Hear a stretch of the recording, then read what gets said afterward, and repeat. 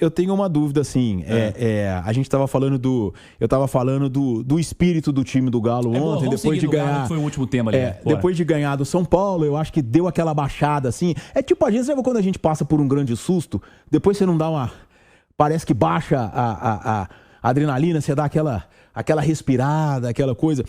O que eu acho, né? E aí a Nath destacou a questão da irregularidade, né? Um primeiro tempo muito ruim, um segundo tempo muito bom, e que numa Copa isso pode custar a classificação, né? Ou decretar uma eliminação. Mas essa situação que o Atlético enfrentou contra o Grêmio, né? De jogar um tempo mal, né? Ele enfrentou, por exemplo, contra o São Lourenço, principalmente no jogo de volta aqui na Arena MRV. Mas eu acho que não foi por desconcentração. Eu acho que foi por uma armação melhor do adversário. Você acha que foi questão do campo mesmo, tecnicamente? Nada psicológico, baixou energia, nada disso? Porque ontem, sabe o que eu percebia? Isso não estou dizendo, mas eu percebia ontem o time meio, sabe, parecendo meio desligado, sabe? O Arana falou que o time entrou dormindo, né? Uma coisa assim. No intervalo ele fala isso, né? Porque o primeiro tempo do Atlético ontem, ele flertou com a vergonha, né? Eu tive a nítida impressão de que o Atlético entrou completamente desligado. Pois é isso. E não foi o primeiro jogo. O Atlético, contra o Cuiabá, teve momentos assim. Contra o Fluminense, o Atlético entrou assim. A impressão que os atletas estão passando é que largaram o Campeonato Brasileiro. E o Campeonato Brasileiro para título tá muito difícil. Você sabe por quê? Mas a Libertadores tá na disputa. Você pega um jogo contra o São Paulo... E rapidamente, só dentro disso que o Edu falava, você citou jogos aí do Brasileiro, né? Mas contra o CRB, o Atlético teve um momento de desconcentração. Ali foi um apagão de 1 minuto e meio. Contra o Sport, no jogo da volta em Recife, o Atlético teve muita dificuldade. Ele jogou mal e o adversário bem. Jogou mal. E o adversário se armou bem. Esses apagões... O Sport correu tanto que no jogo seguinte ele tomou uma goleada. Ele estava morto, ele estava pregado. Tomou uma goleada no jogo seguinte. E isso, o que a impressão que eu tenho, né? Tipo assim, a gente viu o Atlético e São Paulo lá no Morumbi, né? O nível de competição não parecia nem o mesmo time. Claro, você não ter Hulk e Paulinho faz muita diferença. Faria diferença em qualquer time, né? Igual o Flamengo não ter Arrascaeta e De La Cruz, isso aí faz muita diferença. Mas eu não estou dizendo nem da questão técnica, eu estou dizendo de nível de competição, de entrega, né? E quase todo mundo que jogou contra o São Paulo jogou contra o Grêmio. Sim. O São Lourenço foi melhor aqui. Foi melhor do que o Atlético competiu. Exato. E talvez se não tivesse competido, tivesse até perdido. Esse jogo contra o São Paulo, o jogo inteiro. O jogo inteiro mesmo, né? E esse primeiro tempo contra o Grêmio, eles são coisas completamente distintas, né? São extremos do que se deve fazer e do que se não deve fazer. E mais do São Paulo, o jogo contra o Fluminense. Também. Sábado à noite, né? No Mineirão. Acho que foi o jogo antes do São Paulo. São diferenças muito grandes, assim. Porque essa percepção da Natália, ela de fato acredito que o time não vai entrar tão desconcentrado num jogo de Copa assim, pelo que a Copa exige. Mas se você entra, você é eliminado no primeiro tempo. Cirilo, eu vou além da percepção. Eu tenho certeza que é falta de concentração. Eu tenho certeza que é uma desligada do Campeonato Brasileiro. Minha dúvida é se houve uma conversa dos caras do seguinte aspecto, institucionalmente falando. A Copa é o que nós temos, tá, galera? Então, professor, se tiver que tirar alguém aí no Brasileiro, se tiver que poupar, preservar, não sei o quê, se houve essa conversa e se alguns entenderam de outra maneira. Eu acho que não é... Mas é muito cedo pra isso, não? Muito cedo. Eu até acho que pode haver uma conversa nesse sentido, ô Cirilo, mas até trazendo pra forma do Atlético jogar, é que me dá essa certeza. O Atlético do Milito é um time que defende em marcação individual por encaixe.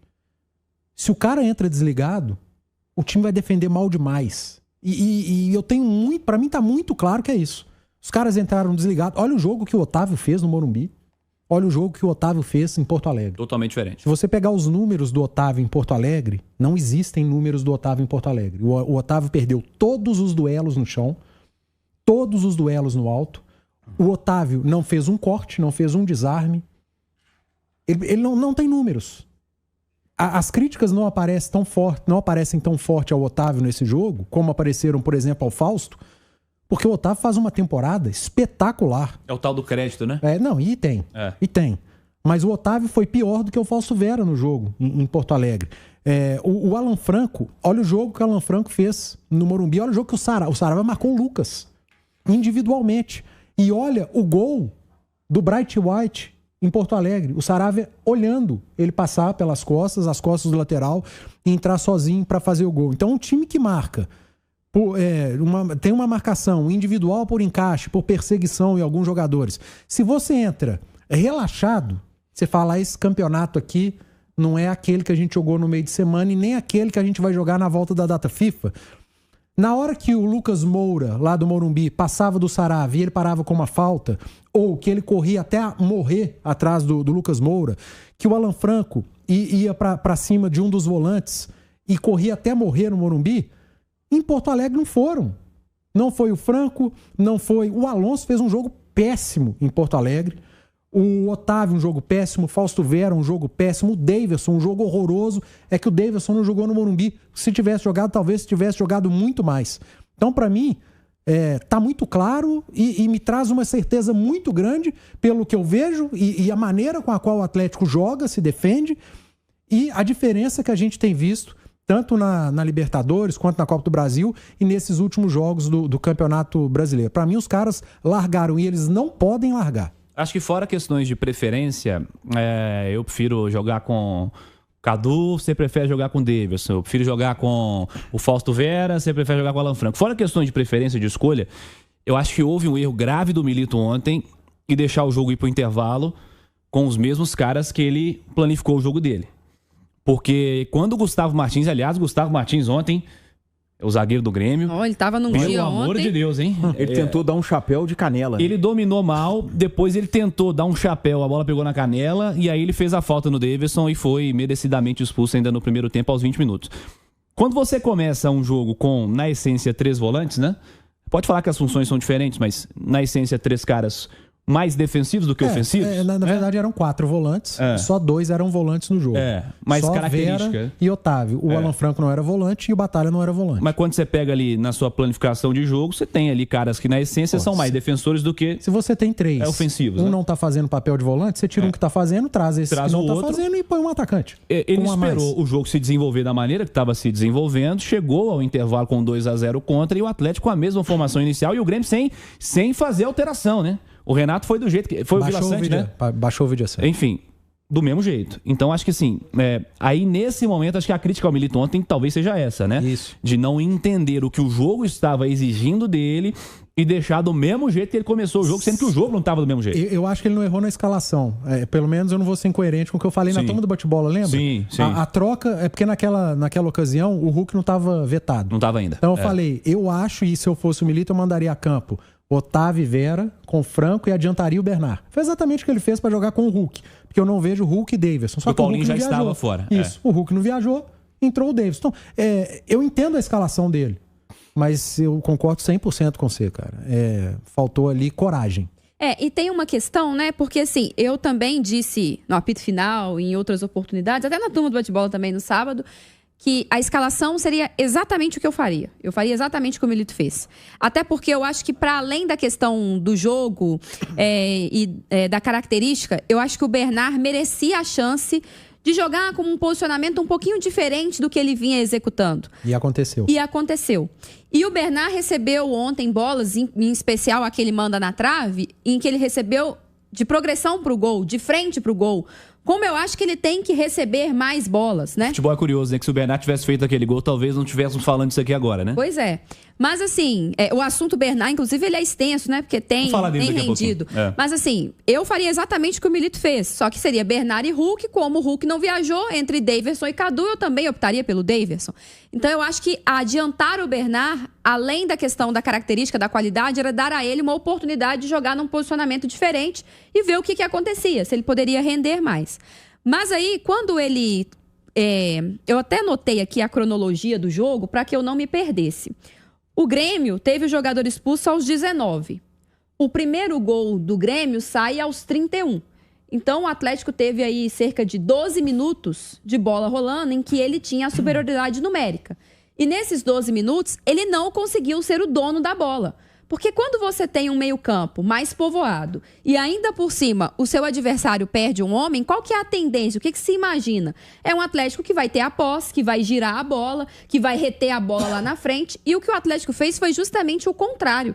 ele entregou a bola ao adversário. Então, os volantes não ajudavam a segurar a bola e não marcavam ninguém. Por isso, o desencaixe, né, na marcação individual que o Edu falava, e por isso tantos espaços ao Grêmio. Mas olha só, o Milito disse na coletiva que aos 35 minutos, ele pensou se ele já mudava ou não. E que ele optou por não mudar porque ele precisava conversar com os atletas no vestiário. Mas aos 35 minutos, ele já tinha jogado mais de 10 minutos com um homem a mais, o time dele não tinha feito nada e ainda tinha sofrido um gol. Então, será que ele não demorou muito, né? Até para pensar em trocar, ele demorou demais. Porque quando ele fala assim, já era 35 e aí eu opto por mudar no intervalo, eu até acho que não é nada de outro mundo. Ele segurou ali mais 10 minutos, 12 minutos de jogo. Eu não faria o que ele fez, mas entendo. O problema foi que a expulsão foi aos 19. Então, quando aos 35 ele pensou que ele podia mudar, ele já estava atrasado. Eu até entendo. Talvez eu não tivesse mudado na hora da expulsão. Você tem que sentir o jogo, né? Você ficou com um a mais, dá um tempinho, 5, 6, 7 minutos, sente o jogo, o que seu adversário vai fazer, seu adversário vai tirar um atacante, colocar um zagueiro, o que ele não fez, como que vai desenvolver o jogo. O Grêmio, ele foi muito bem no primeiro tempo, roubando a bola e atacando, ele foi um time muito vertical. O Atlético termina o primeiro tempo com 70% de posse de bola, fica rodando. Só que parecia, para quem estava assistindo o jogo, que o Grêmio tinha um jogador a mais. Porque quando o Grêmio recuperava essa bola, o Atlético defendia com pouca gente, porque estava todo mundo lá em cima, os caras meio que se arrastando em campo, o Atlético não achou o Soteldo. O Soteldo fez no primeiro tempo. Nossa, parecia o Neymar o Soteldo, né? Parecia o Neymar. Impressionante. Loucura. O que fez, a liberdade do Soteldo, do Bright White. O Grêmio jogou bem. O Grêmio soube jogar com esse jogador a menos e tirou proveito desse momento de instabilidade do Atlético, de incerteza e da indecisão do treinador. E eu concordo com a Nath. Você pode esperar um pouco, mas a partir do momento que o adversário foi lá e te fez 1-0, você com um a mais, aí você não tem que pensar mais. Aí você fala, deu errado. Eu preciso mudar, eu preciso mexer. E se ele tinha em mente, e estava muito óbvio, era tirar Fausto ou Otávio. E entre Fausto ou Otávio, pesa o histórico. Por mais que o jogo do Otávio tivesse muito ruim, cara, o Otávio entrega muito mais, ou já entregou muito mais que o Fausto. Então você tira o Fausto, põe um atacante, o Vargas, que eu acho que era a opção que todo mundo faria, e termina o primeiro tempo dessa maneira. Você podia tomar o segundo gol? Podia. Mas você pecou por ação, não por omissão. Para mim, o grande erro do Milito, eu não gosto de falar erro, né, cara? Mas assim, a minha grande discordância do Milito nesse jogo foi exatamente essa, de não ter colocado um atacante no lugar de um dos volantes, do Fausto, ainda na primeira etapa. Depois, tudo que ele fez certo. Tudo. E quem fez errado no segundo tempo foi o outro treinador. Que inclusive falou que não errou nada. Foi tirando os caras do contra-ataque. Mas ele falou que ele não errou nada. Foi tirando os caras do contra-ataque. Tem a questão do desgaste, né? Que jogar com um a menos na intensidade que o Grêmio tava, não tem. Muito. Agora, o seu xará, que é o Alexandre Mendes, emenda que você vai falar nessa aí, responde isso aqui, ó. Milito não consegue enxergar o jogo. Escala mal, demora a mexer. Tem dado muita sorte. Obrigado ao Alexandre Mendes pela mensagem. E agora quem fala é Alexandre Simões. Eu acho que nem é isso, mas assim, de toda forma, né? Eu acho que o que torna ainda mais grave essa não mudança no primeiro tempo ainda é o fato de que, apesar de o Atlético tentar pressionar o Grêmio, né? Mas além de tudo, os atacantes estavam muito mal, né? O Bernard e o Daverson estavam mal. Então, é uma situação que realmente... Eu falei disso até do Seabra, você lembra do Cruzeiro e Boca? Sim. Que, sabe, o cara do Advíncula foi expulso com 10 segundos de jogo, 12 segundos de jogo. Eu, de cara, tiraria um volante e colocaria o Arthur Gomes para abrir o jogo completamente. Lautaro de um lado, Dineno centralizado, Arthur Gomes do outro, para você poder... Você tendo um homem a mais, você tem que abrir o jogo. Né? Você tem que abrir o jogo. Tudo que você treinou ao longo da semana mudou ali. Sim. Não tem mais. Aquele plano que você fez acabou. Não tem, é outro plano agora. E tem um outro ponto também, né? Que assim, a gente percebe que os caras que entraram no Atlético, né? Eu não vou falar do Bernard de 2013 ou do Bernard que veio, a gente sabe da qualidade do Bernard e que ele vai evoluir, né? Mas, no cenário atual, e isso pode até parecer estranho, né? Mas o Palácios e o Vargas, eles formam uma dupla de ataque muito mais intensa e com muito mais possibilidades do que Bernard e Daverson. O Allan Kardec, né, que praticamente não era usado, né? O Allan Kardec entrou no jogo e contribuiu muito para a virada do Atlético. Qual o cenário de ontem do Allan Kardec? Teve um jogo em Belo Horizonte, nesses jogos que você citou, que o Atlético teve 5 ou 6 no banco, teve um que ele pegou na bola. Que botaram o Allan Kardec no jogo. Não cruzaram a bola para a área. Pô, se você ontem cruzou. Exatamente. Ele participou. Se você bota o Allan Kardec para um final de jogo, você está querendo o quê? Quero cruzar a bola para a área, para esse cara desviar alguma coisa. Ele vai te entregar alguma coisa. Conseguia desviar em alguém, ou uma segunda chance, em alguma coisa. Se você não cruzar a bola para a área tendo o Allan Kardec, você vai colocar ele em campo e vai perder uma alteração. Ontem entenderam o que tinha que fazer. Cruzaram a bola para a área, ele desvia de cabeça, ela pega no braço e é pênalti. Então, assim, é aproveitar a peça que se tem também, o entendimento dos próprios caras que estão no campo. Né? Cirilo, a gente tá falando do Caio Jorge agora há pouco. O Caio Jorge não tem 10 jogos com a camisa do Cruzeiro. Sim. O Bernard acabou de chegar também. O Palácio tá aí há quanto tempo? O início do Palácios no Atlético foi questionadíssimo. Ele só ficou fora dos 2 jogos lá. Eu lembro, ele jogou a pré-Libertadores, né? Dita pré-Libertadores, né? Pelo time dele na Colômbia, o Atlético Nacional, e depois veio pro Atlético já. E foi questionadíssimo. O Atlético foi buscar esse cara, isso aí não joga nada. Ele precisou de um tempo, de adaptação, de jogar, de entrar, de ter minutos. Então, é lógico que nesse momento o Palácios pode entregar mais. O Vargas, ninguém discute a qualidade técnica do Vargas. O Vargas, o problema dele é entrar ligado. E esse ano ele tem entrado mais vezes ligado do que desligado. E os números mostram. O próprio Cadu entrou bem, né? O Cadu não marcou gol, não participou dos gols, mas entrou muito bem. Várias vezes o Cadu estava lá no campo de defesa do Atlético, roubando bola e iniciando as construções do Atlético no segundo tempo. O Rubens também entrou muito bem, né? Muito bem. Aliás, o Rubens é muito bom. Ele costuma entrar ligado sempre, né? Pra caramba. E abriu o jogo, né? Porque aí ficou o Rubens muito aberto pela esquerda, o Palácios muito aberto pela direita, né? Aí o campo ficou muito largo. E você com um defensor a menos, aí a sua defesa tem que ficar muito espaçada quando aparecem os espaços. O Rubens, pra mim, é uma peça importantíssima desse elenco do Atlético. E que não estava disponível. Agora que ele está recuperando a condição física, entrando, ganhando mais minutos, vai ser muito utilizado. Então, eu acho que tem que ter calma, elenco é isso aí. Acho que igual eu falei agora há pouco no rádio, né? A melhor coisa que aconteceu para o Atlético foi ter vencido o jogo. Até o jogo da Copa do Brasil contra o São Paulo não tem pressão, não tem cobrança, trabalho. Se empata, já seria Já seria. Se bem que o empate no finalzinho. Da maneira que foi, o empate seria agora, mas a vitória é espetacular. Claro. E tem uma coisa, sabe, que esse jogo deixou, né? E que é interessante, porque assim, o Atlético vai voltar a jogar tendo uma partida diferente, né? Porque é um jogo de Copa que ele vai jogar em casa, precisando do empate para classificar. Então é um jogo com uma característica totalmente diferente de um jogo de Campeonato Brasileiro. Por mais que no Campeonato Brasileiro você tenha os objetivos a buscar e precisa vencer, ou às vezes até o empate é um bom resultado, mas é um jogo com uma característica diferente e com um aspecto psicológico muito mais forte, tá? E aí, esse jogo de ontem, eu acho que de repente pode dar ao Milito, para esse tipo de atuação que o Atlético vai precisar diante do São Paulo, de repente o Palácios como uma opção. Você fala para começar o jogo já? É porque o Atlético ele não chega a ter aquele cara, o cara da velocidade mesmo. Sim. Né? O cara de lado de campo, puxador de contra-ataque. Ele joga mais pela direita, que é o do Scarpa. Mas eu não vejo problema nenhum no Scarpa ser centralizado, por exemplo. Ou, como o ataque do Atlético, ele flutua muito, o Alisson nas costas do Rafinha, em cima do Rafinha. Né? Porque ele é um jogador que, claro, vai viver altos e baixos, até porque é muito jovem ainda e está nesse processo de adaptação. Mas a gente percebe que é um jogador que tem qualidade. Né? Ele tem qualidade. Vai estourar, não vai? Não sei. Não sei se ele vai estourar ou não vai estourar. Né? Porque o futebol não acontece assim.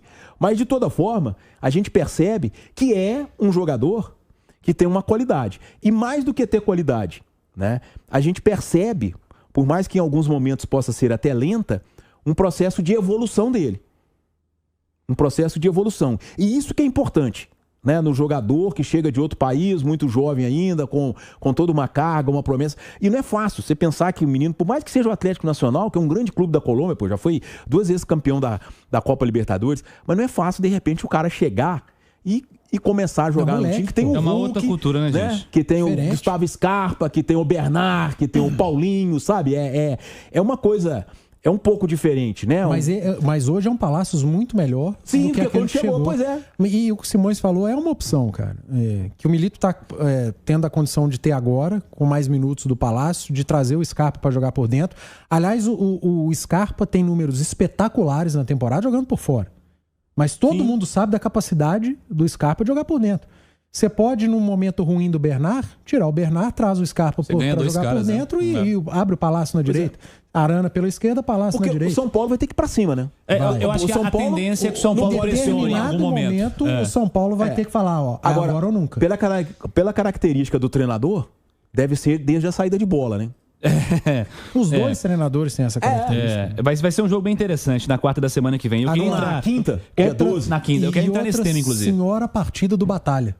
O Batalha é muito bom, né, cara? Dos poucos que se salvaram, jogou demais da conta de novo. Batalha é muito bom jogador. Joga demais. É um grande nome que tem o Atlético aí desse setor defensivo, dos destaques, se não for o destaque. Olha só. Carregou o Alonso nas costas. É verdade, o Alonso hoje. Ontem tava difícil. Eu queria falar com vocês justamente desse jogo aí da Copa do Brasil. Deixa eu só abraçar a galera que tá participando aqui, ó. Daqui a pouquinho vamos falar do Cruzeiro, viu, gente? Você que tá chegando agora, em instantes, o tema volta, né, na verdade, pro Cruzeiro, que foi o primeiro tema lá, quando a gente tava no ar, no Radinho. O Oscar Mauro, ele está dizendo sobre o Rubens, está dizendo que o Rubens é desperdiçado no Atlético, tem pouca minutagem. Ele estava machucado. Ele teve machucado, está retornando agora aos pouquinhos. O Alexandre Rodrigues está dizendo que o São Paulo vai jogar na retranca na semana que vem. Não acho que jogar na retranca você vai perder o jogo.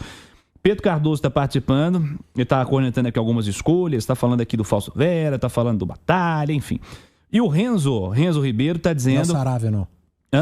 Não é o Saravia. Não, ele tá falando do Batalha na zaga e o Fausto Vera de volante. Não é o Renzo Saravia.